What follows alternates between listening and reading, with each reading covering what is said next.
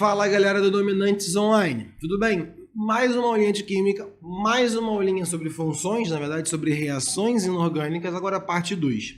O que iremos falar na parte 2? Na parte 2 a gente vai ficar focado nesse grupo aqui, ó, sobre reações de decomposição. Se na parte 1 a gente falou sobre as reações de síntese, de formação de uma só substância, agora a gente vai falar sobre decomposição. A decomposição é mais específica, mas muito frequente nos vestibulares. A primeira coisa interessante a se falar sobre a decomposição é a própria definição, né? Como ela ocorre, tá? Vamos lá, ocorre quando uma única substância reagente origina duas ou mais substâncias como produto. Então é assim, na adição eram várias substâncias formando uma. Na decomposição, tu tem uma só substância formando várias. Tranquilo? Tá? Se a reação de análise forem produzidas apenas substâncias simples, a gente diz que ela é total, e se for pelo menos uma substância composta que for produzida, ela é parcial. Ela é o mesmo conceito que a gente trabalhou lá na reaçãozinha de adição, nas reações de adição. Veja bem, para ficar mais visível isso, olha aqui, ó. No primeiro caso, você tem a decomposição, né, do cloreto de sódio, formando o metal sódio mais o gás cloro. É uma decomposição total porque você formou apenas substâncias simples. Agora, na decomposição da água oxigenada, do peróxido de hidrogênio abaixo, você gera água. A água é uma substância composta, então é uma decomposição parcial. Você não decompôs totalmente nas menores substâncias. Tá? Decomposição é muito comum estar associada com a causa dessa decomposição. Se for um elemento externo, por exemplo, algo como corrente elétrica, a gente chama de eletrólise. Por sinal, a gente tem um tópico lá na frente para falar só sobre as eletrólises, né? De como funciona a eletrólise. Tá? Tem a fotólise, que é quando você utiliza a luz para quebra. Você tem a hidrólise, que é a água. E você tem a pirólise, que é com o calor. Tá bom? Lise é sempre quebra. Então você tem isso aqui. Tanto a hidrólise quanto a eletrólise são muito comuns. A gente tem alguns tópicos para falar sobre elas. Bom, sabendo disso, vamos lá. Principais reações. A maioria dessas são por pirólise, mas tudo bem. Essa aqui é um caso desses.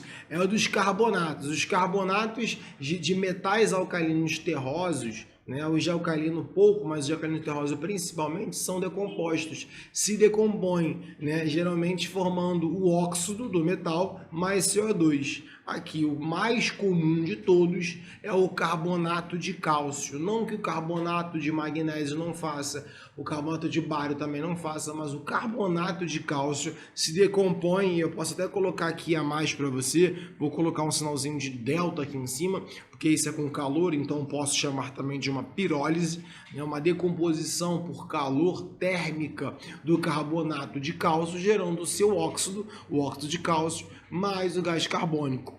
Por sinal, a grande maioria das decomposições inorgânicas que a gente vai trabalhar tem a ver com o carbonato ou com o íon carbonato, tá? Porque, por exemplo, a próxima é dos bicarbonatos.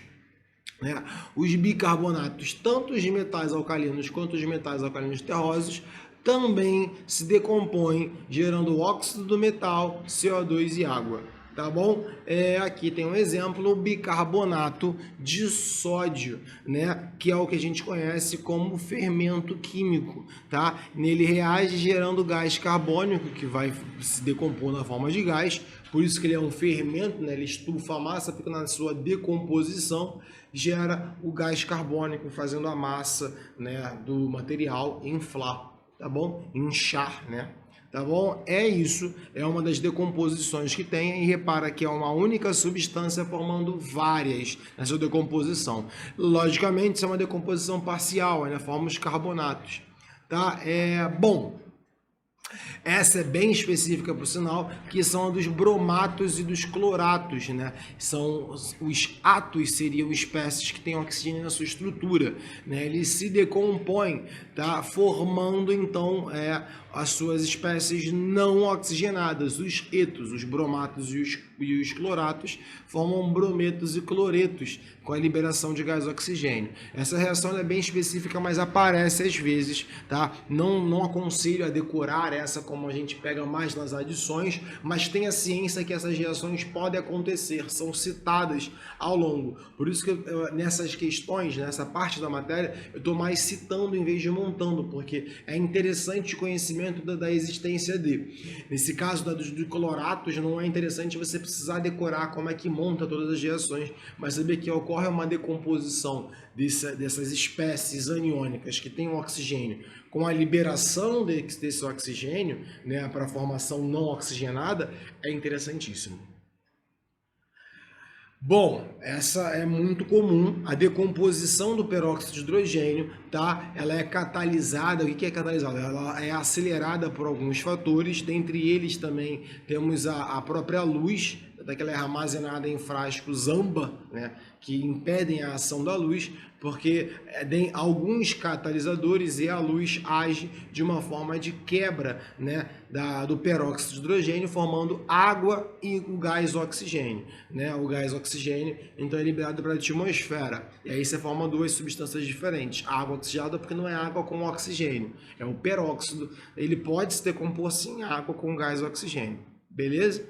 Tá? E uma outra última reaçãozinha, como eu falei, os carbonatos estão aí, e o derivado dele é o ácido carbônico. O ácido carbônico é um ácido que é volátil, além de volátil, ele é muito fácil degradável, né? Com a ação de temperatura, ele gera o gás carbônico e água. Então ele pode ser decomposto, é muito comum nas reações de formação do ácido carbônico, devido à temperatura, tem mais uma etapa e se transforma em CO2 e água e vai para a atmosfera.